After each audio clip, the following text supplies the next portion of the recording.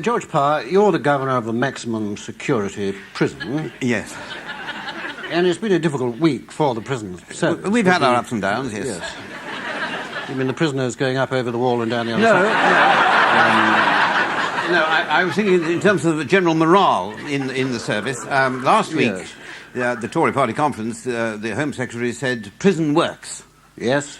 And then this week he said that prisons were in such a shambles he was going to have to fire the Director General. So yes, so you were rather depressed. Yes. Because the Learmont report, which was published this week, it does Yes. identify several managerial problems in the prison service. The fact that governors like you are surrounded by this huge mountain of paper every Yes. week. I believe one jail said that they received 230 letters, 45 faxes, and 6 email messages in one day. in one day, yes. That was a good jail. I wish I worked there. Yes, but Yes. this is a great problem. Well, it is a problem, and not only that, but General Learmont also pointed out and criticised the fact that we have currently, from prison headquarters, 38 separate new initiatives, policy initiatives, that we have to be carrying out at the present time. Yes.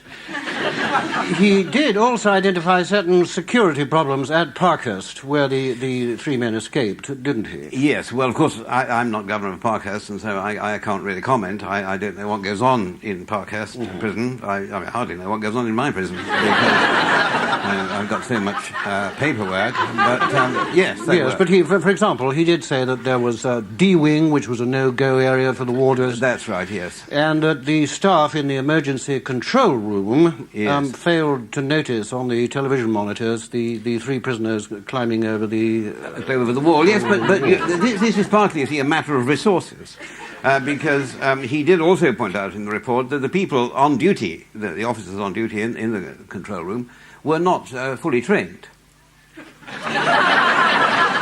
What would that training amount to? We train people over a long period and we bring them into the control room. They say, those are television screens.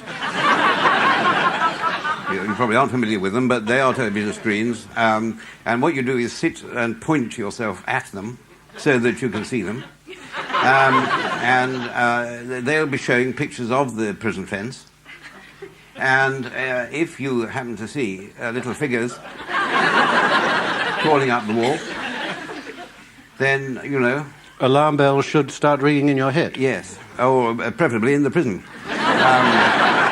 And of course, Mr. Marriott, the governor of Parkhurst Jail, his whole regime was somewhat criticised, wasn't it? Well, it's very easy to criticise Mr. Marriott and governors like him for things like having ice cream vans in the prison and having barbecues for the prisoners. I mean, it sounds like woolly-minded liberal regime, but there are security benefits to these things. In what way? I mean, the barbecues, for example, are a very good way for prison officers to meet the prisoners.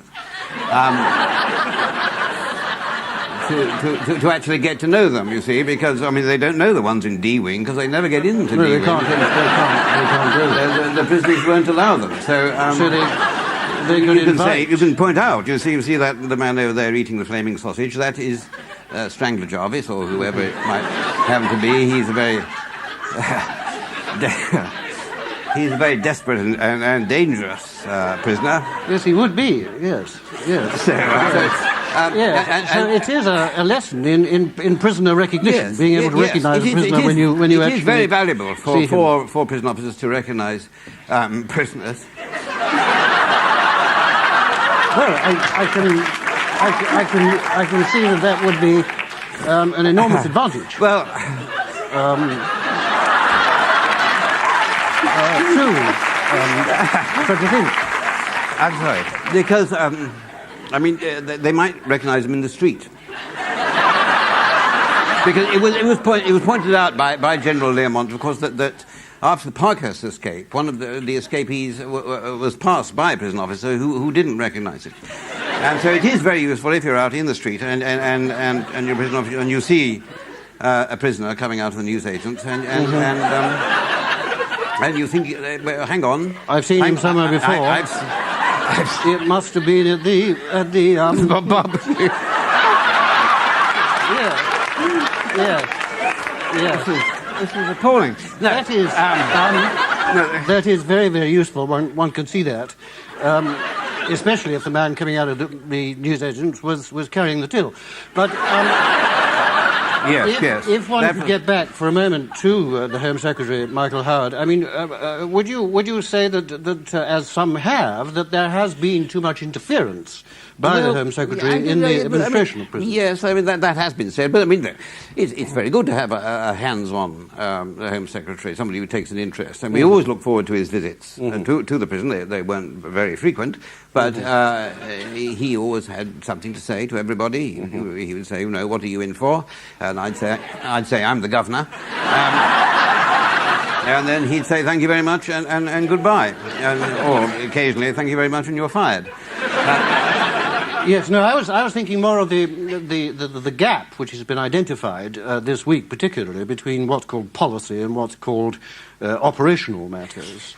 It's difficult to make the division there. I mean, previously we've always thought that policy was pretending to the voters you knew how to deal with crime, and operational was pretending to your staff that you knew how to deal with criminals.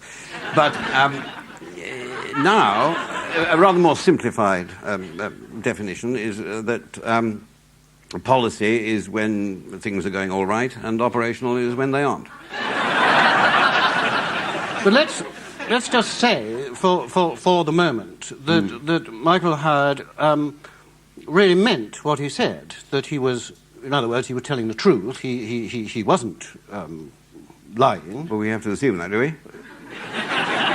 Yes. Or for the purposes of this argument. Yes. Yes. Wait a minute. Give me a minute. It's rather like watching the X-Files, isn't it? Take as yes, long all as right. No. Yes, I've got it.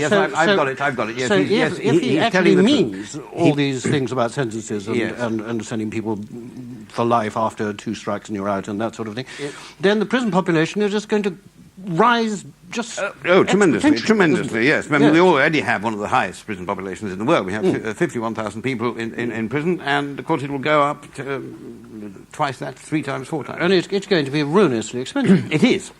We can't afford it. We can't. Well, because we have to build new prisons. Yes. But even if you don't count building new prisons and so forth, it still costs. For example, in my prison, on average, it costs £816 a week to keep a prisoner in my prison. So that's £43,000 a year. Now, this I've come up with an idea which I've put forward to the Home Office. Is what you do is, if you say, all right, it's 43,000, half of that is, say, let's say 22,000, and you go to a prisoner and you say, look here, would you like to make £22,000? We'll pay you £11,000 down now. You go out, you don't commit any crimes or anything for a year, and then you get another 11,000 on top of that. And now, this at a stroke, you see, will halve your prison budget. Yes, it would. And you wouldn't need the other half because you wouldn't have anyone in the prison. There wouldn't be any crime. And there wouldn't be any crime. No. Good idea. That's right.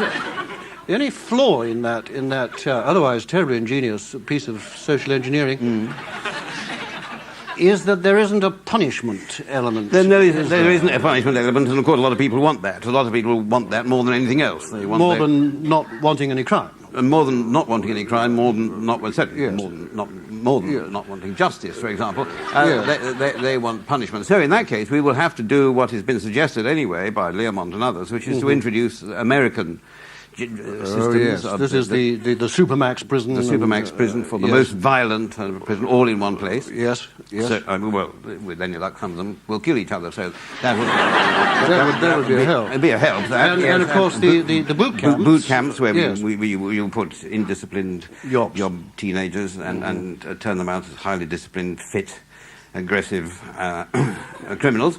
And chain gangs and tagging and the rest of it. Do you think that these American ideas would work in this country? Well, as we all know, there's very little crime in America.